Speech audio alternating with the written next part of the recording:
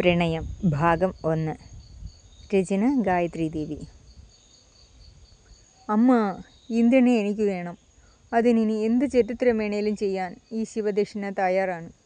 അവൻ്റെ കൂടെ എനിക്ക് ഇടന്നിട്ടായാലും എനിക്ക് തന്നെ വേണം അവനെ.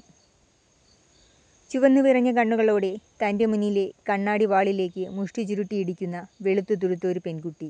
അവൾ ശിവദക്ഷിണ. അവളുടെ നോട്ടമോ തൻ്റെ മുന്നിലെ ചേറിലിരുന്നു കൊണ്ട് ഫയലുകൾ നോക്കുന്ന സുന്ദരിയായ മധ്യവയസ്കയിലും. പ്രൗഢയായൊരു സ്ത്രീ, ദാക്ഷായണി ശിവദാസ്. നമ്പർ 1 ബിസിനസ് ഗ്രൂപ്പായ SD ഗ്രൂപ്പിൻ്റെ കരുത്തുറ്റ സാരഥി.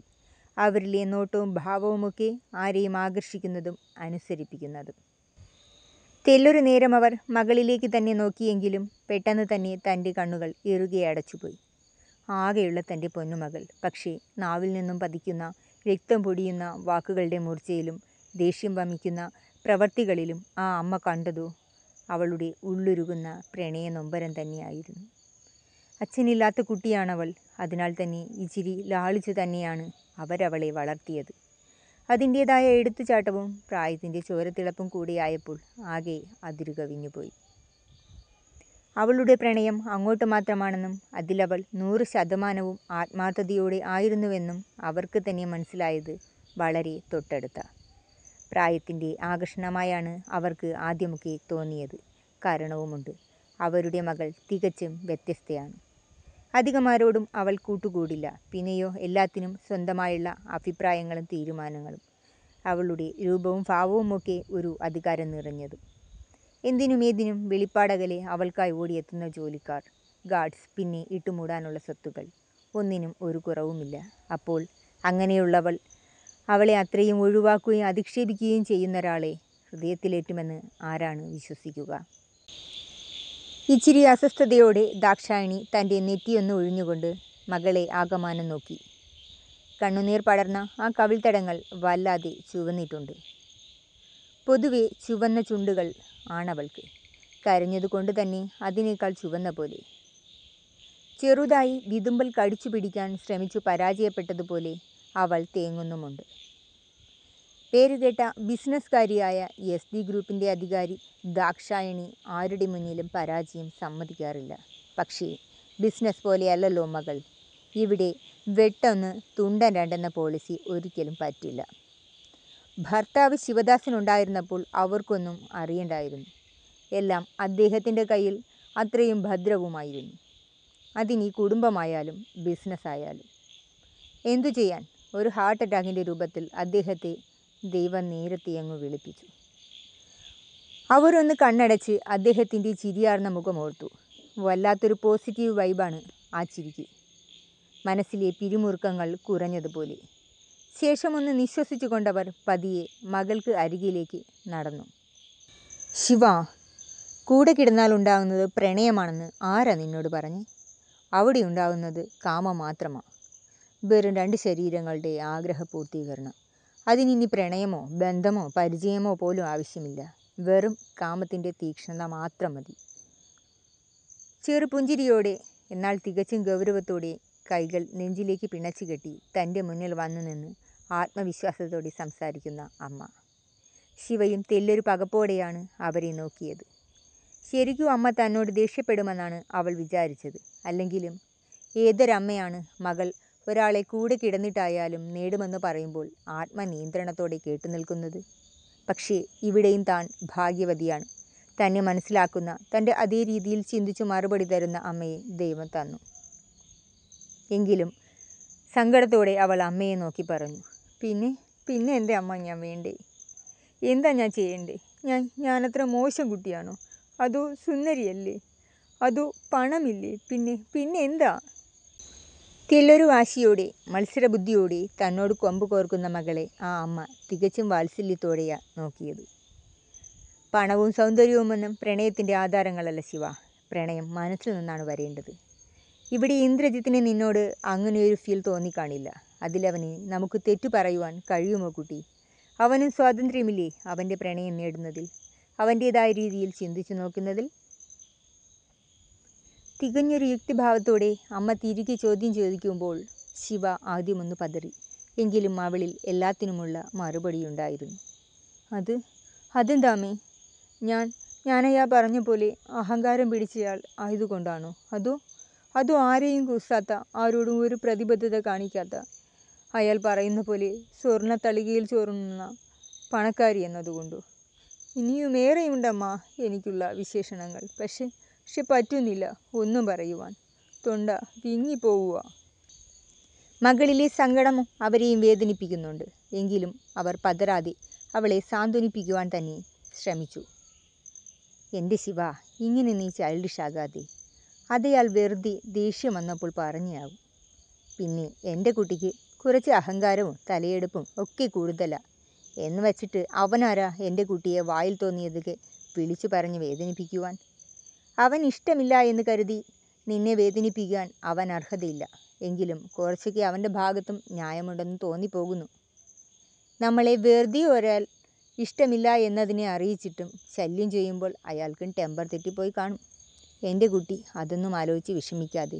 മോൾക്ക് അമ്മയുണ്ട് എപ്പോഴും. നിനക്കാ ഞാനുള്ളപ്പോൾ എന്തിനാ നീ സങ്കടപ്പെടുന്നേ? ആ വാക്കുകൾ കേൾക്കെ അവൾ വല്ലാണ്ട് വിങ്ങിപ്പൊട്ടിപ്പോയി.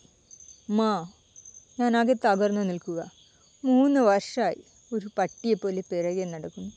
പെണ്ണാണെന്ന പരിഗണന പോലും അയാൾ തന്നിട്ടില്ല. അറപ്പുള്ള എന്തിനെയോ കാണുന്ന പോലൊരു നോട്ടമാണ് നീ. ഒരു പെണ്ണ് പിറകെ നടന്നു പ്രണയം പറഞ്ഞാൽ അല്ലേലും നമ്മുടെ ആൾക്കാർക്ക് പിടിക്കില്ലല്ലോ. പയ്യന്മാർക്കാണേൽ പിറകെ നടന്ന് വീഴ്ത്താൻ വേണ്ടി എന്ത് തറവില വേണേലും കാണിക്കാം. എത്രയൊക്കെ പുരോഗമിച്ചെന്ന് പറഞ്ഞാലും ഇപ്പോഴും നമ്മളൊക്കെ പെണ്ണിൻ്റെ പ്രണയത്തെയും കാമത്തെയും ഏറ്റവും നികൃഷ്ടമായാണ് കാണുന്നത്. എന്തമ്മേ ഇങ്ങനെ? ഈ ലോകം ഒരിക്കലും മാറിയില്ലേ? തറയിലേക്ക് ഓർന്നിരുന്നു കൊണ്ട് വേദനയോടെ കാൽമുട്ടിലേക്ക് മുഖം ചേർത്തവൾ പറയുന്നത് കേട്ട് ആ അമ്മമ്മനം ഒരുപാട് വേദനിക്കുന്നുണ്ട്. പക്ഷേ പ്രകടിപ്പിക്കുവാൻ കഴിയില്ല. ഇവിടെ തളർന്നാൽ അത് തൻ്റെ പൊന്നോമനയെ ഒരുപാട് തകർത്ത് കളയും. പ്രണയം അന്ധമായൊരു വികാരമാണ്. രക്തത്തിൽ നമ്മളറിയാതെ വിഷം ചേർക്കുന്ന മായാജാലം. നമ്മളെ നമ്മളല്ലാതാക്കുന്ന ശക്തി. എൻ്റെ ശിവ, ഇങ്ങനെ ഡെസ്പാകാതെടാ. നീ ശരിക്കും അവനെ നന്നായി നോട്ട് ചെയ്യാത്തതിൻ്റെ പ്രോബ്ലമാ. അവൻ്റെ ടേസ്റ്റ് അതൊരു നാടൻ ലുക്കാണ്. മുണ്ട് ഷർട്ട് ഒക്കെയായി. അപ്പോൾ നോട്ടവും ഗ്രാമീണ തനിമയുള്ള പെൺകുട്ടിയെയാവും. നീയാണേൽ തനി മോഡേണും. കള ചെയ്ത തലമുടി അതും നീളമൊക്കെ കുറച്ച്. പിന്നെ പറയണോ, അവൻ ഇഷ്ടാകില്ല. അല്ലാതെ പെണ്ണുങ്ങളെങ്ങനെ താഴ്ത്തിക്കെട്ടല്ലേ? അങ്ങനെയൊക്കെ പെണ്ണിനെക്കുറിച്ച് ചിന്തിക്കുന്നവർ ഉണ്ടാകും. പക്ഷേ പെണ്ണിൻ്റെ പ്രണയത്തെയും സമർപ്പണത്തെയും വളരെ പവിത്രതയോടുകൂടി കാണുന്നവരുമുണ്ട്. അമ്മയുടെ വാക്കുകൾ കേൾക്കെ അവൾ വീണ്ടും ചോദിച്ചുപോയി. എൻ്റെ നടപ്പും ഭാവവുമൊക്കെ അതൊക്കെ ഒരു റീസണാണോ? എൻ്റെ പ്രണയത്തെ കണ്ടില്ലെന്ന് നടിക്കാൻ വേണ്ടി മാത്രം പാകത്തിനുള്ള? ശിവയ്ക്ക് ആകെയൊരു അമ്പരപ്പാണ്. അങ്ങനെയൊക്കെ ചിന്തിക്കുമോ? അപ്പോഴീ സിനിമയിലൊക്കെ നായികയെ നായകൻ പുറകെ നടന്നൊക്കെ വീഴ്ത്തുന്നതോ? അവിടെ ഇതൊന്നും ബാധകമല്ലേ? അതോ അതൊക്കെ ആരുടെയും ജീവിതത്തിൽ നടക്കുന്നതല്ലേ? വെറും ഭാവനകൾ മാത്രമോ? വീട്ടുകാർ ആലോചിച്ചുറപ്പിച്ച് നടത്തുന്ന വിവാഹത്തിലോ? അപ്പോൾ അവിടെ എത്ര ഇഷ്ടങ്ങൾ നോക്കുന്നുണ്ട്? പെണ്ണിൻ്റെ ഇഷ്ടങ്ങൾ എപ്പോഴേലും ആരേലും അന്വേഷിക്കാറെങ്കിലുമുണ്ടോ? എപ്പോഴും ഇഷ്ടങ്ങളും തീരുമാനങ്ങളും ആൺവർഗത്തിന് മാത്രമുള്ള കുത്തകയോ? അവർക്കെന്താ അഡ്ജസ്റ്റ് ചെയ്താൽ? ഇവിടെ നേരെ തിരിച്ചായിരുന്നെങ്കിൽ അയാൾ തൻ്റെ ഇഷ്ടമില്ലേലും തന്നെ നേടിയെടുക്കാൻ എന്തെല്ലാം കാണിച്ചേനെ. അതൊരു വിവാഹാലോചന ആയിക്കൂടെയും ആകാം. അപ്പോൾ പെണ്ണിൻ്റെ മനസ്സിലുള്ള സങ്കല്പമല്ല അവനെന്ന് മുഖത്ത് നോക്കി പറഞ്ഞാലത് അംഗീകരിക്കുവാൻ അവൻ ശ്രമിക്കുമായിരുന്നോ? അവളുടെ ചിന്തകൾ ഓർമ്മകളെ മുക്കിക്കളഞ്ഞപ്പോൾ അവിടെ ദാക്ഷായണിയുടെ ശബ്ദം ഉയർന്നിരുന്നു. ചിലർക്കതൊക്കെ വലിയ പ്രശ്നമാണ് മോളെ. ഇന്ദ്രൻ അവനൊരു ഗൗരവക്കാരനാണ്. അധികം സംസാരിക്കാൻ ഇഷ്ടമില്ലാത്തയാൾ. നീയോ നോൺ സ്റ്റോപ്പ് വായാടി. അങ്ങനെ കുറേ വ്യത്യാസമുണ്ട്. അതൊക്കെ അവനെ നിന്നിൽ നിന്നും അകറ്റിയിട്ടുണ്ടാവും. ഈ പോസിറ്റീവും നെഗറ്റീവും പോലെ, വടക്കും തെക്കും പോലെ, ഇരുട്ടും വെളിച്ചവും പോലെ ഇതൊക്കെ ഒരുമിച്ചുണ്ടാകാൻ സാധ്യതയില്ലാത്തതല്ലേ? ശിവയുടെ ആശങ്കകൾ ഒരു കുന്നുപോലെ ഉയരുന്നുണ്ട്. എത്രയൊക്കെ വേണ്ടെന്ന് ചിന്തിച്ചിട്ടും അമ്മയോട് കുറച്ചൊക്കെ ചോദിച്ചും പോയി. അപ്പോൾ പിന്നെ ചിലർ ഇതുപോലെ ആയിരുന്നിട്ടും അവസാനം കല്യാണം കഴിക്കുന്നില്ലേ? അപ്പോഴോ? കല്യാണം കഴിഞ്ഞ് ജീവിതം തുടങ്ങുമ്പോൾ എല്ലാം അങ്ങ് ശരിയാവും എന്നല്ലേ? അതൊക്കെ പഴഞ്ചൻ ചിന്തയാണ് ശിവ. 90% ആൾക്കാരും അങ്ങനെയുള്ള ജീവിതത്തിൽ കരയുന്നത് ആരും അറിയില്ലെന്നേ ഉള്ളൂ. പിന്നെ 10% പൊരുത്തപ്പെട്ടു പോകും. അത് ഇതിൽ കൂട്ടണ്ട. എന്തിനാടാ നമ്മളായിട്ട് മറ്റൊരാളെ തകർത്ത് കളയുന്നത്? അവനും ആഗ്രഹമില്ലേ അവൻ്റെ ഇഷ്ടം പോലേക്ക് ജീവിക്കാൻ? വേണ്ട ശിവ, വിട്ടുകളാ. എൻ്റെ മോൾക്ക് ആരുടെയും ശാപം വേണ്ട. എൻ്റെ കുട്ടിക്ക് കുറച്ചിപ്പോൾ സങ്കടമുണ്ടാകും. അത് തീരും വരെ അമ്മയുടെ നെഞ്ചിൻ്റെ ചൂടിൽ നീ റെസ്റ്റ് എടുത്തോ. അരുതാത്ത ചിന്തയൊന്നും വേണ്ട. എൻ്റെ ചുന്ദരി കുട്ടിക്ക് നല്ല കിണ്ണം കാച്ചിയ ചെക്കൻ വരുമെന്നേ. എൻ്റെ പെണ്ണിനെ പൊന്നുപോലെ നോക്കുന്നവൻ. ഇവനെ പോലെ മൂരാച്ചിയൊന്നും നമുക്ക് വേണ്ട. നമ്മളെ വേണ്ടാത്തവരെ നമുക്കെന്തിനാ ശിവ? വിട്ടു കളയടാ നിൻ്റെ അമ്മയ്ക്ക് വേണ്ടി. പകുതി കളിയായും കാര്യമായും അമ്മ പറയുന്ന കേട്ടപ്പോൾ ശിവയ്ക്ക് കരച്ചിൽ കൂടിയേയുള്ളൂ. ഏങ്ങി ഏങ്ങി കരയുന്ന ശിവയെ ദാക്ഷായണി ഇരു കൈകൾ നീട്ടി തന്നിലേക്ക് വിളിച്ചു. ഒരു നിമിഷം പോലും കാത്തിരിക്കാതെ ആ കുഞ്ഞു കിളി അമ്മയുടെ മാറിലേക്ക് ചായുകയും ചെയ്തു. അമ്മ മടിത്തട്ടിൽ കിട്ടുന്ന സാന്ത്വനം അല്ലേലും എവിടെ കിട്ടാനാണ്? പക്ഷേ അതൊരു ഇടിമിന്നലോട് കൂടിയ പെരുമഴയായിരുന്നു. വിരഹത്തിൻ്റെ, തിരസ്കരണത്തിൻ്റെ, അവഗണനയുടെ, തിരിച്ചു കിട്ടാത്ത സ്നേഹത്തിൻ്റെ എല്ലാം ചേർത്തുള്ള. ദക്ഷാലയമെന്ന ആ വലിയ ബംഗ്ലാവിൻ്റെ പലയിടത്തു നിന്നും ജോലിക്കാരുടെ കണ്ണുകൾ 2ാം നിലയിലെ ഹാളിലെ സെറ്റിയിലേക്ക് പോകുന്നുണ്ട്. ആ അമ്മയും മകളും അതൊന്നും അറിയുന്നില്ലെന്ന് മാത്രം. മകൾ പുറമേ കരയുകയായിരുന്നു എങ്കിൽ അമ്മ ഉള്ളിലായി മാത്രമെന്നുള്ള ഒറ്റ വ്യത്യാസം. അത്യാധുനിക സൗകര്യങ്ങളോടുകൂടിയ പഴമയുടെ പ്രൗഢിയും പുതുമയുടെ ആവിഷ്കാരകതകളും അടങ്ങുന്ന ഒന്നാണ് ദക്ഷാലയം. അത് ശിവദാസിൻ്റെ ആഗ്രഹവും അഭിലാഷവുമായിരുന്നു. തൻ്റെ കുടുംബസ്വത്തായി കിട്ടിയ തറവാടിനെ പുതുക്കിയാണ് ഇന്നത്തെ ദക്ഷാലയം ആക്കിയെടുത്തത്. ഇൻറ്റീരിയർ, ഔട്ടീരിയർ ഡിസൈൻ എല്ലാം തന്നെ അദ്ദേഹത്തിൻ്റെ പ്രത്യേക കൈമുദ്ര പതിപ്പിച്ചിട്ടുണ്ട്. വിശാലമായ നടുമുറ്റമാണ് ഏറെ ഭംഗിയാർന്നത്. അതിനെ സ്വിമ്മിംഗ് പൂൾ കൂടെ ചേർത്തുകൊണ്ട് ചെറിയൊരു പൂന്തോട്ടമായി മാറ്റിയിട്ടുണ്ട്. അതിനു മാറ്റുകൂട്ടാൻ എന്ന പോലെ ചെറിയ ചെറിയ കൈത്തോടും അതിലായി ആമ്പലും താമരയും വരെയും. ആ വർണ്ണക്കാഴ്ചകളിൽ മയങ്ങി എത്ര നേരം വേണമെങ്കിലും നീന്തൽ ചെയ്യുവാൻ കഴിയും. അത്രയും മനോഹരമായ കാഴ്ച മാത്രമല്ല, അത്രയും മനസ്സും ഹൃദയവും നിറയ്ക്കുന്ന സുഗന്ധവുമാണ്. അദ്ദേഹം മരിക്കുന്നവരെയും ഇടയ്ക്കിടെ ഇവിടെ മകളോടൊപ്പം വന്നിരിക്കുമായിരുന്നു. അതിനായൊരു ചെറിയ വള്ളിത്തൊട്ടിലുമുണ്ട്. നിറയെ മുല്ലയും പിച്ചിയും പടർന്ന് പന്തലിച്ച് കിടക്കുന്ന. അതിനാൽ തന്നെ അവിടേക്ക് ഹൃദ്യമായ സുഗന്ധവുമാണ്. പിന്നെ അങ്ങോട്ട് കുറച്ചുനാൾ ആ അമ്മ തൻ്റെ മകൾക്കായി കൂടെ കുറച്ച് സമയം മാറ്റിവെച്ചു. എങ്കിലും മകളുടെ മനസ്സ് കൈവിട്ടു പോവുകയാണെന്ന് ആ അമ്മ അറിഞ്ഞു തുടങ്ങി. ഒതുക്കേണ്ട പ്രധാന കാര്യങ്ങൾ കമ്പനിയിൽ ഒതുക്കിയ ശേഷം അവർ മകളുമായി പിന്നെ പോയത് കൊല്ലൂർ മൂകാംബികയിലേക്കായിരുന്നു. അവിടെയുള്ള പരമ്പരാഗത ചികിത്സയും ഉണർവും ശിവദക്ഷിണയെ പൂർണ്ണമായും ഭേദമാക്കി ദാക്ഷായണിക്ക് നൽകി. പിന്നെയും കുറച്ച് യാത്രകൾ, തീർത്ഥാടനങ്ങൾ, മനസ്സിൻ്റെ താളപ്പിഴവിനെ മറയ്ക്കാനെന്ന വണ്ണം. ഒടുവിൽ വീണ്ടും മൂകാംബികാമ്മയുടെ തന്നെ സന്നിധിയിൽ കരൊഴിഞ്ഞ മാനം പോലെ തെളിഞ്ഞ മനസ്സുമായി. ഇക്കഴിഞ്ഞ ദിവസങ്ങളിലൊക്കെയും SD ഗ്രൂപ്പിനെ യാതൊരു കുറവും വരാതെ നോക്കിയത് ദാക്ഷായണിയുടെ സഹോദരനും നീലം ഗ്രൂപ്പിൻ്റെ ഓണറുമായ ചന്ദ്രശേഖരൻ ആയിരുന്നു. അദ്ദേഹത്തിനും ഭാര്യ മൃണാളിനിക്കും കൂടെ ഒരു മകളാണുള്ളത്, അരുന്ധതി.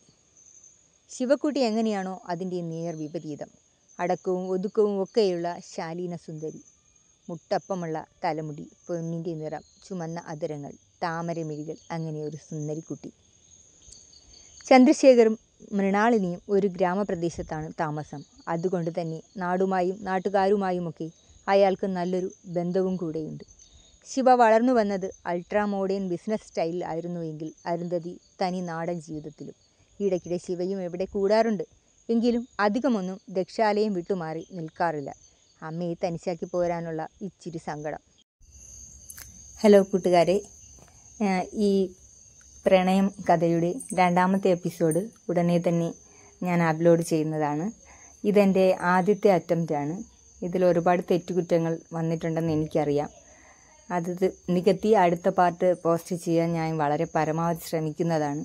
നിങ്ങളുടെ എല്ലാവരുടെയും സപ്പോർട്ടും എൻ്റെ തെറ്റുകൾ പറഞ്ഞു തിരുത്തി എന്നെ നല്ലൊരു വിജയത്തിലേക്ക് കൊണ്ടുപോകാനുള്ള എല്ലാ സഹായങ്ങളും ഞാൻ പ്രതീക്ഷിക്കുന്നു. എല്ലാവരെയും പോലെ എന്നെയും സബ്സ്ക്രൈബ് ചെയ്യുകയും സപ്പോർട്ട് ചെയ്യുകയും ചാനലിനെ ഷെയർ ചെയ്ത് സഹായിക്കുകയും ചെയ്യുമെന്ന് ഞാൻ പ്രതീക്ഷിക്കുന്നു. ഒത്തിരി സ്നേഹത്തോടെ നിങ്ങളുടെ സ്വന്തം ഗായത്രി ദേവി.